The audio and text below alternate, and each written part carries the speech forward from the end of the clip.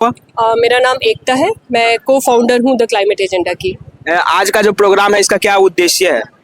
देखिए, इसका उद्देश्य ये है कि पटना और पटना जैसे बहुत सारे शहर जो हैं वो लगातार प्रदूषण, जाम और इस तरह की स्वास्थ्य की समस्याओं से लगातार जूझ रहे हैं, लेकिन ये मेन स्ट्रीम डिस्कोर्स नहीं बन पा रहा है। सड़कों पे लगातार गाड़ियां चल रही हैं। तो आज का कार्यक्रम प्रयास है कि सड़कनामा के माध्यम से हम ये बताने की कोशिश कर रहे हैं कि सड़कें सिर्फ कारों के लिए नहीं है। सड़कें जीवंत होनी चाहिए लोगों के बैठने के लिए, बातचीत के लिए, साइकिल चलाने के लिए, पैदल चलने के लिए।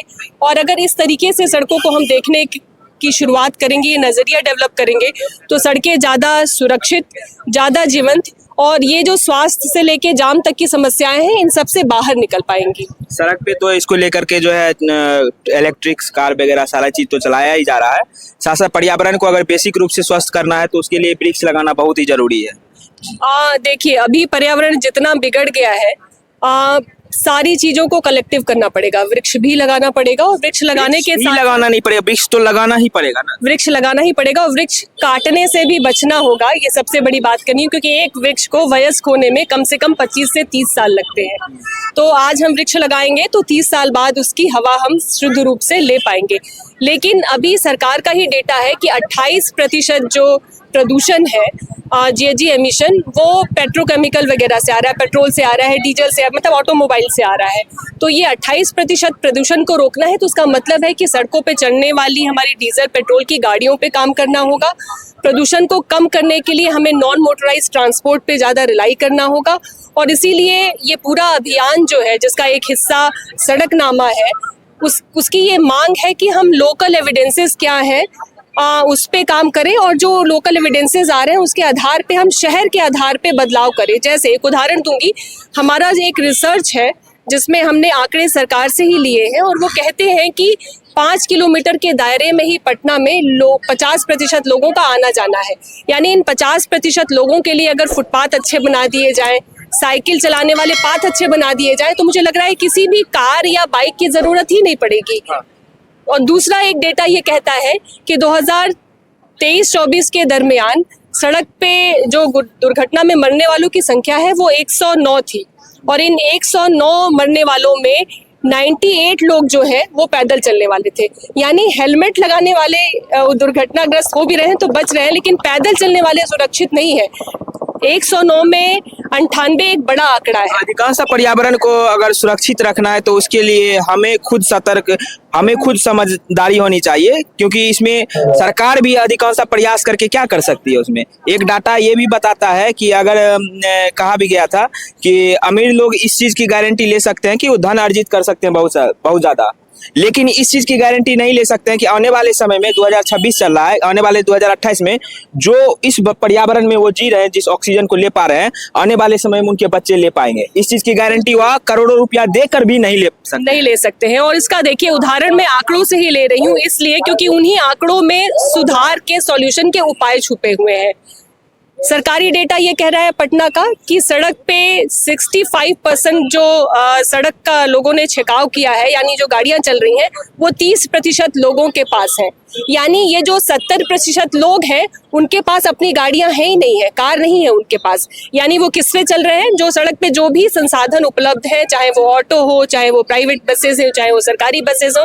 यानी अगर ये 60% रोड जो जाम कर रही है 30% लोगों के द्वारा, अगर इसके लिए बेहतर पब्लिक ट्रांसपोर्ट कर दिया जाए तो ये 30% भी और जो 60% है उनके लिए एक संसाधन मिल जाएगा आवागमन का।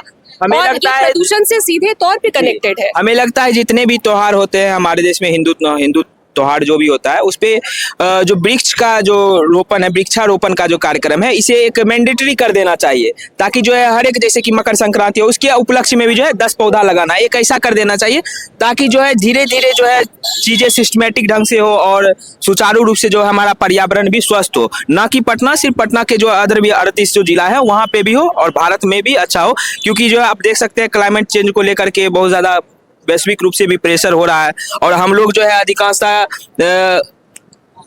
स्मार्ट सिटी की ओर तो बढ़ रहे हैं, लेकिन जो है हमारा जो स्मार्ट सिटी के अंदर जो है हम कई ज्यादा परेशानियों से झेल रहे हैं और नुकसान हम ही को हो रहा है इससे।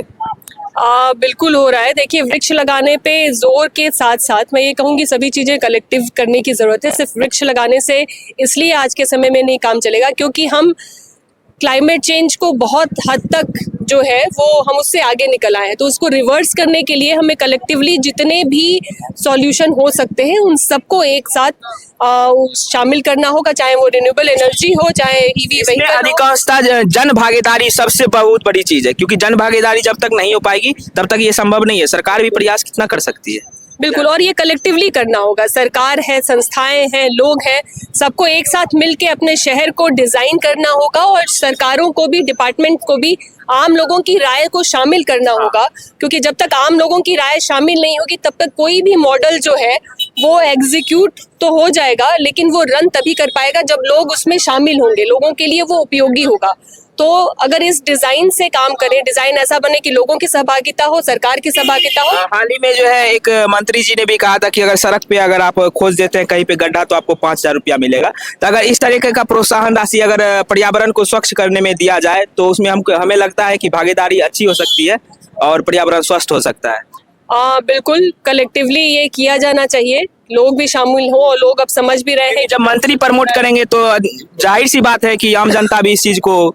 बिल्कुल, और आज यहाँ पे कार्यक्रम की परमिशन देना, कार्यक्रम में मेयर मैडम और नगर निगम और एसएचओ साहब के शामिल होने का मतलब ही है कि सरकार भी ये देख रही है कि इस प्रयास में किस तरीके से प्रदूषण को खत्म करने के लिए, क्लाइमेट चेंज को रिवर्स करने के लिए किस तरीके से कलेक्टिव भागीदारी जरूरी है, संस्थाओं की भी, लोगों की भी, आम जनता की भी और सरकार की भी। जी।